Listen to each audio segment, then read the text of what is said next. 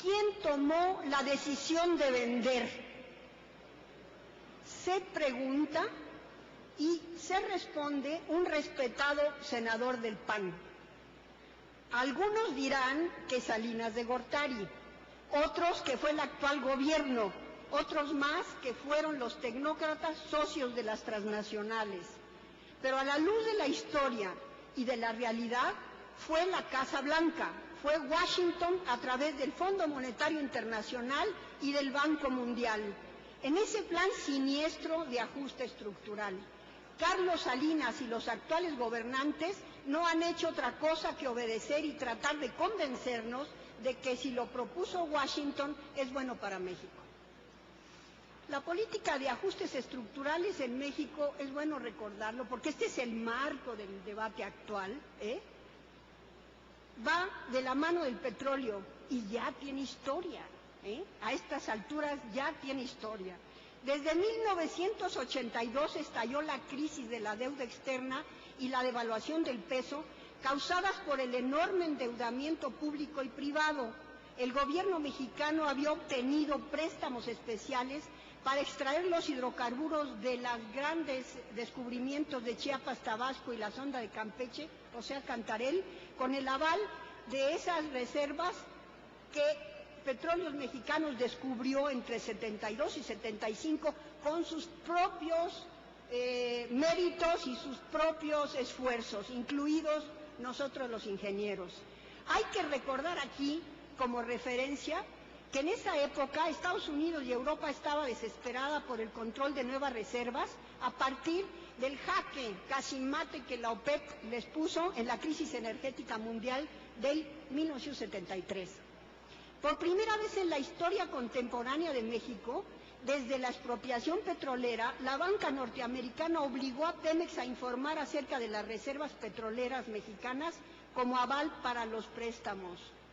También es necesario recordar que desde 1938 Pemex sufrió un bloqueo permanente decretado por la dupla anglosajona y se desenvolvió con éxito en un relativo aislamiento hasta 1975, similar al bloqueo actual que tiene Estados Unidos con Cuba. Y en el sexenio de Miguel de la Madrid comenzó la presión del Banco Mundial para lo que llamaron la reconversión industrial hasta reestructurar la deuda externa en 1989. Con el fraude electoral de 1988, Carlos Salinas de Gortari entró de lleno a las privatizaciones masivas de entonces y al TLC, hasta el error de diciembre de 94, que produjo la siguiente crisis de la crisis, donde se firmaron los ominosos acuerdos marco en febrero del 95 entre los gobiernos de México y Estados Unidos, a través de los cuales la banca norteamericana otorgó una línea de crédito por $50,000 millones, pero una vez más con el aval de Pemex, dejando hipotecado al petróleo mexicano. Ese es el marco de fondo. La carta de intención enviada en enero de 1995 al Fondo Monetario Internacional dice textualmente que el gobierno mexicano acelerará las reformas reglamentarias y legales pendientes y los procedimientos administrativos necesarios para completar la desregulación de las frecuencias de los satélites, la generación de electricidad y la privatización del sector petrolero. Este panista, senador, al que nosotros asesorábamos, termina diciendo: nuestros pobres negociadores, como los burgueses de Calais de la estructura de Rodin, salieron a mostrar sus harapos. Exploración y producción. Ese es el marco. Con la búsqueda de yacimientos probables, como los compañeros que me han antecedido han abundado, se inicia el curso de las complejas operaciones petroleras. Primeramente se reconoce la geología de la cuenca potencialmente productora, se analiza el subsuelo con herramientas geofísicas indirectas y se da una localización precisa para la perforación de pozos exploratorios. Esta actividad operativa, secuencial y recurrente, circular, de exploración geológica, perforación exploratoria, ha sido desmembrada silenciosamente en Pemex desde hace 30 años, lapso durante el cual se canceló la perforación por administración directa hasta llegar a los ilegales contratos de servicios múltiples vigentes promovidos por Calderón y sus socios en la Secretaría de Energía. Se dejó a PEP, porque Petróleos Mexicanos fue desmembrado, como un mostrador de administración de contratos a particulares, vacío de proyectos exploratorios propios de Pemex. Y eso no lo digo yo, eso lo dijo Jesús Reyes Heroles hace unos días. En el capítulo de exploración y perforación de pozos, en la última memoria de labores de marzo del 2008, se habla, por ejemplo, de un número indeterminado de convenios no comerciales de colaboración con 6 empresas petroleras transnacionales, 3 de las cuales se firmaron en julio del 2007 con la British Petroleum y una con la Chevron para explorar aguas profundas del Golfo de México. Con esto lo que quiero decir es que nosotros estamos debatiendo, pero el gobierno está otorgando ya y ha otorgado los contratos que son anticonstitucionales y que son ilegales, parece que no importa. Y eso creo que para los senadores y diputados pues sí les debe importar. Al final uno se entera de la pobreza de la exploración en los últimos lustros. Por ejemplo, nomás como un ejemplo, en el 2007 solo se terminaron 24 pozos productores que incorporaron reservas probadas, solamente 24 pozos, y luego no quieren que bajen las reservas. Y además, entre comillas, conforme los lineamientos de la Comisión de Valores de los Estados Unidos de América. Yo pregunto aquí a los economistas, a los políticos, ¿qué significa una declaración en la página 64 de la Memoria de Labores de Petróleos Mexicanos? Y nos preguntamos desde cuándo se abandonó nuestra tecnología y metodología propias, que fue tan eficiente antes del desmantelamiento de Pemex.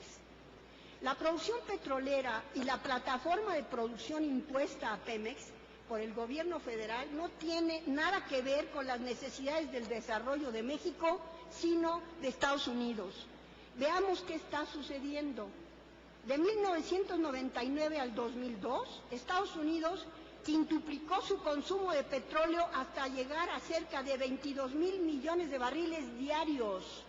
22,000 millones de barriles diarios consume Estados Unidos, de los cuales requiere importar más de la mitad, cerca de 12,000 millones. El mercado norteamericano para el 2025 se plantea que consumirá cerca de 30 millones de barriles diarios y tendrá que importar más de 20. Esto es, pasará un porcentaje de dependencia del petróleo importado, pasará de 55 al 70% del consumo norteamericano. El petróleo prospectivo, o sea, las reservas potenciales del Golfo de México, es estratégico declaradamente de seguridad nacional norteamericana. Y los gobiernos de México en los últimos 30 años han sido voceros y representantes de esos intereses y no de los 100 millones de mexicanos que somos los dueños del subsuelo y sus riquezas. Y surge otra pregunta: ¿por qué Estados Unidos no reduce su dispendioso consumo de la 1/4 parte del consumo mundial, que además tiene efectos devastadores sobre el medio ambiente y es un factor central en el cambio climático y en la contaminación del aire, agua y suelo? De la plataforma de producción de Pemex de más de 3 millones de barriles diarios de crudo, solo se reprocesan en México en las refinerías de Pemex poco más de 1.2. Esto es cerca del 40%. El 60% se exporta. Y Pemex, principalmente Estados Unidos, no. Y lo que nos dice que Pemex está forzado a producir para las necesidades de Estados Unidos y no de México. Hay que recordar además que los precios de los crudos de exportación de la mezcla mexicana siguen la tendencia del West Texas, siempre por debajo más de $10 el barril, lo que significa en el comercio artificial de crudo o papeles de contrato, que La reventa especulativa es una realidad y Washington utiliza los crudos importados para hacer sus propios negocios. Por otro lado, se importan cerca de 300 millones de gasolinas, de barriles diarios de gasolinas para cubrir la demanda mexicana. Y nos preguntamos por qué no procesar los crudos aquí, construyendo Pemex las refinerías necesarias, pues hace 30 años que no se construye una sola refinería. Una reforma moderna sería cambiar la política comercial neocolonial exportadora de crudos por la exportación del remanente de gasolinas con su valor agregado y no como está actualmente de exportador de crudos neto e importador de gasolinas creciente. La producción de gas natural va en aumento y, sin embargo, se importan cerca de 400 millones de pies cúbicos diarios y también van al alta, pero se queman en Cantarell 600 millones de pies cúbicos diarios por el títere de que inyectaron nitrógeno, y entonces el gas está contaminado y no puede ir a los gasoductos nacionales. Reservas. Las reservas probadas de Pemex se estiman hoy en día de acuerdo con los lineamientos emitidos por la Security of Exchange Commission de Estados Unidos. Las reservas probables y posibles están alineadas a las definiciones emitidas por la Society of Petroleum Engineers y la American Association of Petroleum Geologists desde Houston, Texas. Y las asociaciones mexicanas de ingenieros petroleros y de ingenieros geólogos, ¿qué opinamos? Aquí hay algunos compañeros que han sido presidentes. A lo largo del lapso que estoy marcando, esa política de uso perverso de Pemex se está agotando, pero la reforma de Calderón y sus socios insiste tercamente en continuarla a pesar del fracaso de sus resultados en la actualidad. Se ha mostrado que los montos de reservas estimadas dependen de los métodos aplicados para calcularlas. Y en este terreno también existe un comercio artificial o especulativo, de tal manera que pasamos del método mexicano coherentemente aplicado hasta fines de los años 70 a la estimación de los bancos norteamericanos en los años 80. Durante este lapso suben y bajan las reservas en miles de millones de barriles de pies cúbicos de petróleo crudo equivalente. Por ejemplo, los máximos bajos se localizan en los años 60 y principios de los 70. Había un escándalo similar al de hoy, pero el índice de producción y reserva en años es solamente un indicador de la necesidad de acelerar la exploración o no, y ahora se está usando para asustar a los mexicanos por la ignorancia. Simplemente con elevar la perforación de pozos de exploración sustancialmente, Pemex elevaría sus reservas sin lugar a dudas. Pero ¿qué sucede? Las empresas transnacionales, con el apoyo de sus gobiernos, quieren los contratos de perforación, producción y distribución en sus manos, con el propósito de dotar al mercado insaciable norteamericano y europeo. Así, desde que Calderón y sus socios estaban en la Secretaría de Energía, indagaron en inglés cómo hacer negocios dándole vuelta a la Constitución. Un solo ejemplo: las estructuras con yacimientos en arenas cenozoicas prospectivamente de gas y condensados, así como los crudos y gas asociados esperados en calizas cretácicas que se localizan en aguas profundas del talud del Golfo de México, no todo el Golfo de México, se detectaron por sismología tradicional desde fines de los años 60 y pasaron décadas de exploración con sismología en 3D, o sea, tridimensional, confirmándose las estructuras sin que se perforaran con los equipos de Pemex a pesar de los avances tecnológicos. La urgencia de última hora para la perforación profunda es de las empresas transnacionales para perforar, producir y distribuir los nuevos descubrimientos esperados para el mercado norteamericano, bajo su control directo que están a punto de obtener ilegalmente, si el Senado y los diputados se los permiten. Hay que aclarar que en el talud de aguas profundas de Estados Unidos no hay un solo pozo productor hasta la fecha, y solo la ignorancia es la causa del miedo al popote que pudiera extraer nuestro tesoritos submarinos.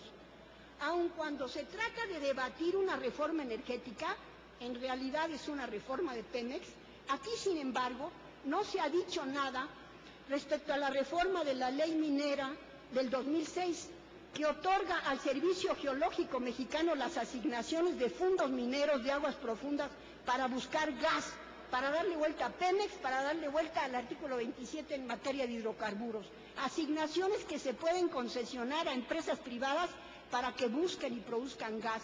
Las primeras concesiones para el gas submarinas ya fueron otorgadas según la ley minera, sin que hasta el momento se tenga la ley reglamentaria correspondiente y permanezca en la omisión fuera del presente debate energético. La ilegalidad de los contratos es manifiesta, dado el sistema de propiedad de subsuelo y sus recursos como propiedad colectiva de todos los mexicanos, solo administrada por los gobiernos, no son de los gobiernos ni del Estado, es los 100 millones de mexicanos. Es una forma jurídica que contradice enteramente la propiedad particular del subsuelo norteamericana y a la que nos intentan acercar los privatizadores interesados. Por ejemplo, y qué bueno que aquí está presente, Adrián Layú Vargas y Francisco Barnés Castro, que ya pasó por aquí, exdirector de Pemex y exdirector del Instituto Mexicano del Petróleo, respectivamente, son algunos de los pocos entusiastas con la privatización de Pemex. Y a estas alturas de un proceso de privatización que ya muestra sus enormes debilidades destructoras para un proceso de desarrollo sustentable de México, por ejemplo, el fracaso de la privatización de la petroquímica, uno se pregunta el porqué de esa posición obsoleta, y lo que se encuentra es que responde a intereses personales. Adrián Layú es funcionario y accionista de la empresa Schlumberger, y Barnés es asesor de la bien conocida transnacional DuPont. A través de Comesa, que es una empresa exploratoria filial de Pemex, con 60% de capital de Pemex y 40% del consorcio Schlumberger, se otorgan contratos a esta última sin la licitación pública de ley, como los de perforación de los pozos en Chicontepec, sin éxito y con grandes pérdidas para Pemex. Conclusiones.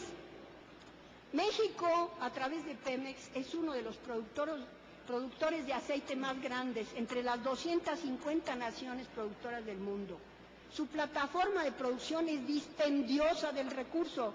Es con mucho la empresa más productiva de México, pues los mayores monopolios privados en manos de 20 familias dueñas de México son muy menores al lado de los ingresos de Pemex antes de impuestos.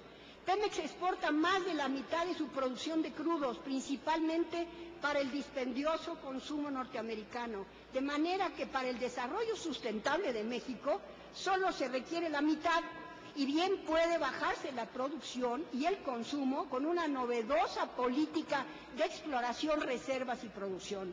Esa sí sería una moderna reforma petrolera, pues la iniciativa de Calderón y sus socios, insistimos, es obsoleta y está en crisis. Una moderna reforma de energía debería tener como propósito la reducción del consumo de petróleo y su sustitución transicional como energético con la promoción y apoyo de energías alternativas, solar, eólica, etcétera, y el uso de tecnologías y generación de ahorro de energía.